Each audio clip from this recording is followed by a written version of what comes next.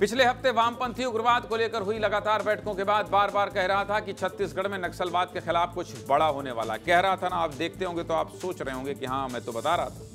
और एक हफ्ते भी नहीं बीते, ऑपरेशन मानसून के तहत जवानों ने लाल आतंक को बहुत बड़ा झटका दे दिया है। गरियाबंद जिले में मार्च 2026 की डेडलाइन पर बहुत बड़ी कामयाबी मिली है। बड़े नक्सल लीडरों की मौजूदगी की जानकारी पर गरियाबंद E30, STF, CAF और कोबरा ने मिलकर संयुक्त अभियान चलाया था। मटाल के जंगलों में घुसने के बाद जवानों और नक्सलियों के बीच भीषण मुठभेड़ हुई।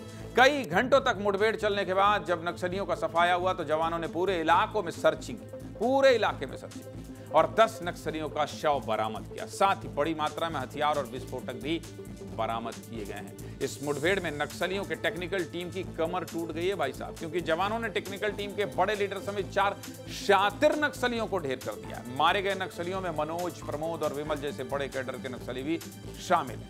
और इन तीनों नक्सलियों पर कुल 4 करोड़ 20 लाख का इनाम था। कितने का? 4 करोड़ 20 लाख। ये तीनों कितने खतरनाक नक्सली थे, सबसे पहले आपको विस्तार से ये समझा देते हैं, ध्यान से।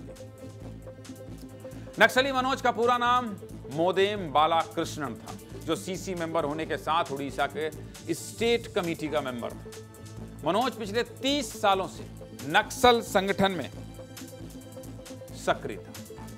पिछले 25 सालों से अंडरग्राउंड रहने के दौरान इसने छत्तीसगढ़, उड़ीसा और आंध्र में सैकड़ों नक्सल घटनाओं को अंजाम दिया था। मनोज के आतंक को देखते हुए 6 राज्यों में इस पर कुल 1 करोड़ 80 लाख का इनाम था। मनोज अपने साथ AK-47 रखता था और इसकी सुरक्षा में हमेशा 6 से 7 गार्ड तैनात रहते थे। वहीं प्रमोद उर्फ पांडु उड़ीसा का स्टेट कमेटी मेंबर था, साथ ही पूर्वी ब्यूरो का सचिव भी था। यानी कि पूर्वी छत्तीसगढ़ में जितनी भी बड़ी नक्सल घटनाएं होती थी, सबका मास्टरमाइंड यही था जो मारा गया। आंध्र प्रदेश का रहने वाला मनोज अपने साथ AK-47 रखता था और इस पर कुल 1 करोड़ 20 लाख रुपए का इनाम। इसके अलावा कौन है भाई? इसके अलावा विमल भी उड़ीसा का स्टेट कमेटी मेंबर था, साथ ही नक्सलियों के टेक्निकल टीम का इंचार्ज था। उड़ीसा और पूर्वी छत्तीसगढ़ में नक्सलियों की जितनी भी हथियारों की फैक्ट्री थी, हथियारों, वो इसी विमल के देखरेख में। विमल नक्सलियों के लिए हथियार बनाने के अलावा रेडियो और कम्युनिकेशन का काम भी संभालता। पुलिस ने इस पर कुल 1 करोड़ 20 लाख रुपए का इनाम रखा था। 1 करोड़ 20 लाख। तीनों नक्सली